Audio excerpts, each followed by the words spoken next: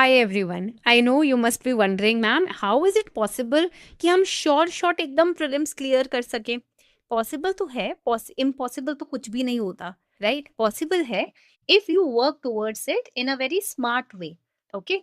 And based on the toppers that they have, the insights that they have shared based on our own experiences, I'm going to share this with all of you.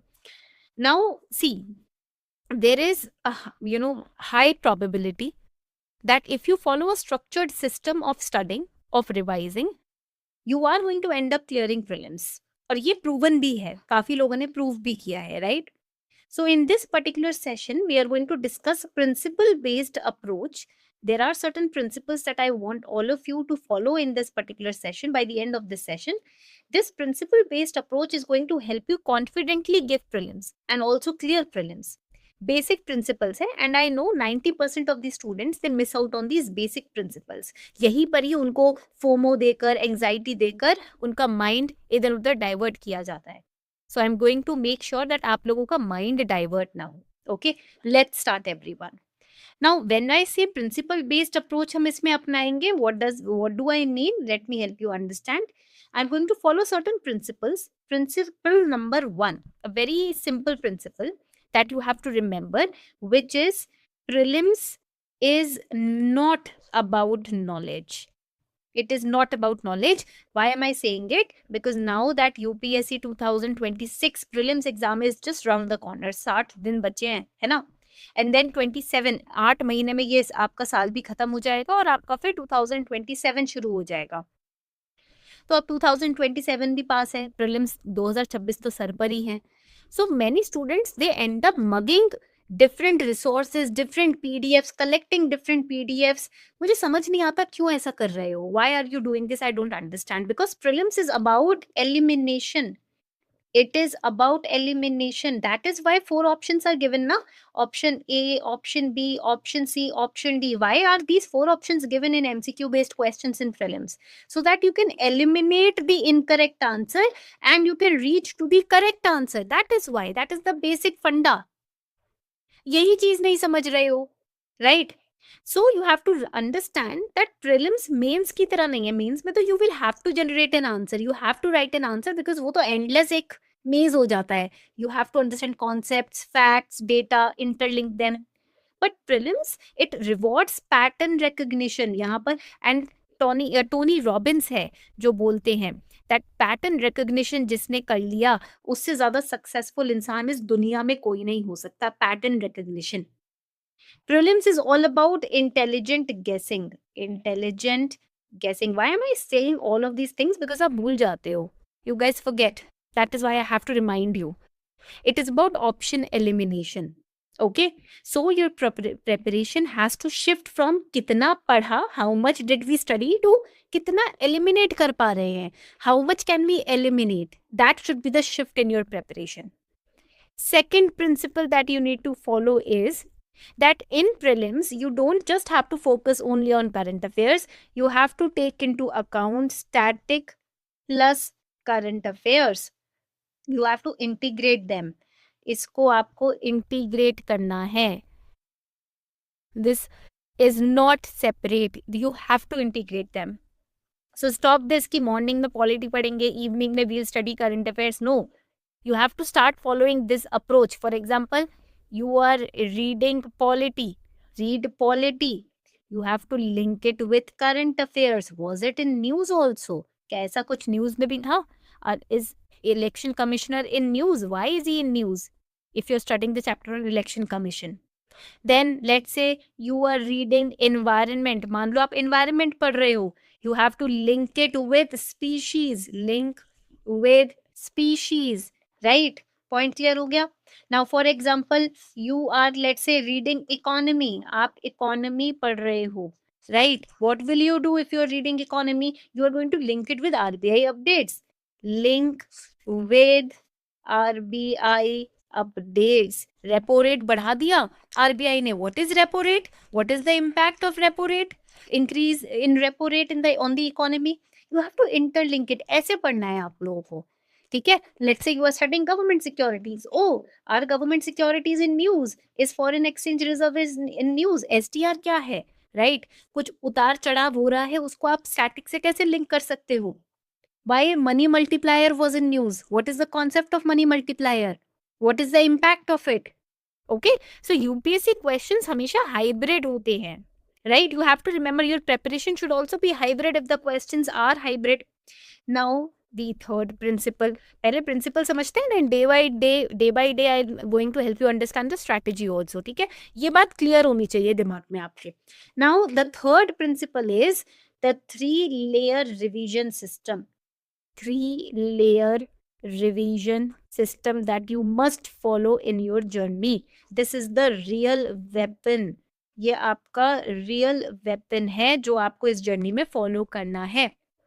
Most of the students they fail because not due to lack of reading but due to lack of revision. ऐसा नहीं है, बच्चे ने पढ़ा सब कुछ होता है but revise नहीं किया होता. So there are 3 layers that you have to follow. I'm going to separate, create a separate page so that वहां पर मैं आपको ये तीनों लेयर समझा सकूं. यस ठीक है, just give me a second.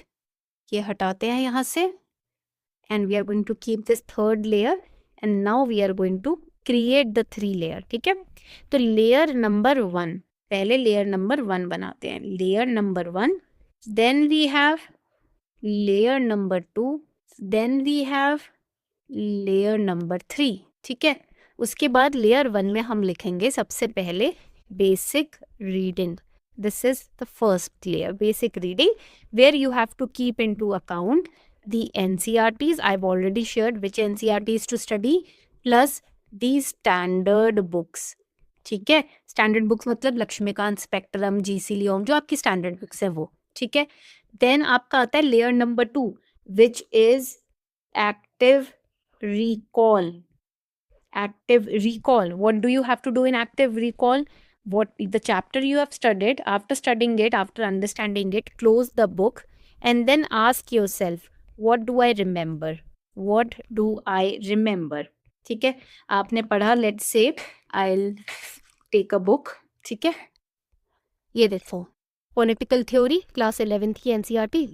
Let's say we have studied the chapter on freedom. Chapter number 2 open up, it is on freedom. I have understood the entire chapter, the harm principle, negative and positive dimensions of freedom, what is freedom, constraints on freedom.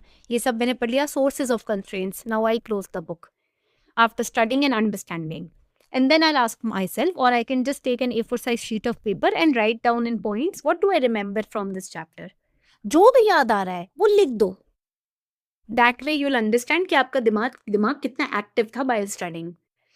आपको neuroplasticity को apply करना होगा अपनी preparation journey में. You have to apply neuroplasticity in your preparation journey and active recall is the only way. Smart बनना है ना, active recall को अपने प्रेपरेशन में इंकलकेट करो, इंक्लूड करो, ऐड करो.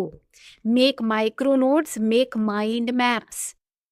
Okay, and then we have layer number 3. Layer 3 में क्या आता है? रैपिड रिवीजन आता है इसके अंदर.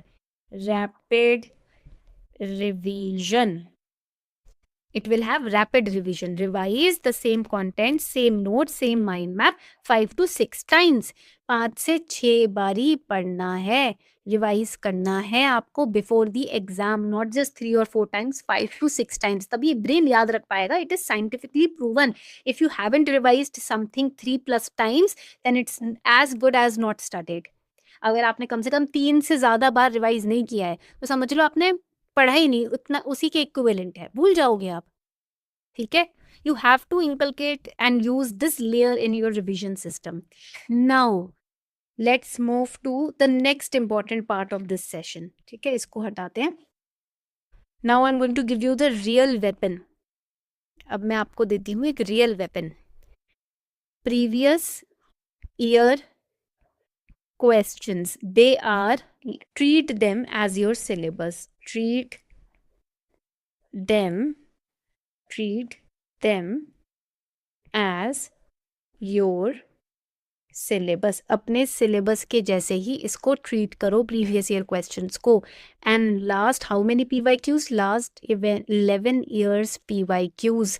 आपको उससे यूपीएससी का माइंडसेट समझ आ जाएगा. You will understand how UPSC thinks and how to utilize this PYQs. कैसे यूटिलाइज करना है? You have to identify what are the repeated themes. You have to identify the trap options. You have to identify the language patterns. इसको लिख लो. When you go through the UPSC PYQs, these are the things that you have to look at. Language patterns मतलब how are the extreme or what are the extreme words which are used, and in that case is the option correct or not जो आप choose कर रहे हो. ठीक है, extreme words हो जाता है. कभी कभी वेग वर्ड्स भी होते हैं. आपको आइडेंटिफाई करना है. वो कैसे कर पाओगे? लैंग्वेज पैटर्न को समझ के कर पाओगे. You will start predicting questions and you will end up guessing blindly. That is the power of previous year questions. Okay, and next with PYQs, after PYQ priority में फर्स्ट सबसे पहले PYQ होने चाहिए. After PYQ should be the mock test. उसके बाद आप mock test पे जाओ.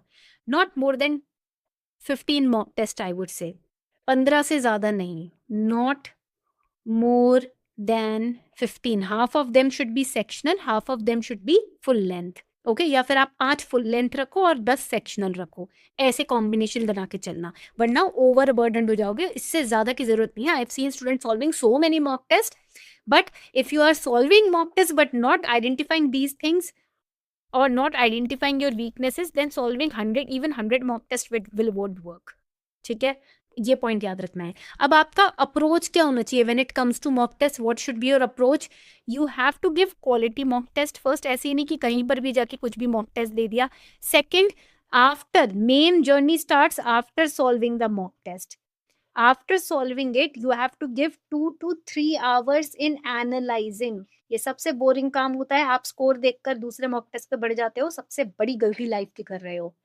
Do not just see the score and close the mock test. No, you have to analyze. Why did I mark this option as? Why did I mark this question incorrectly? What was wrong? क्या मेरे पास knowledge gap है? क्या मुझे topic के बारे में पता ही नहीं था? या मैंने सिली मिस्टेक करी है, या गलती से पढ़ा नहीं क्वेश्चन ढंग से और मार्क कर दिया आंसर.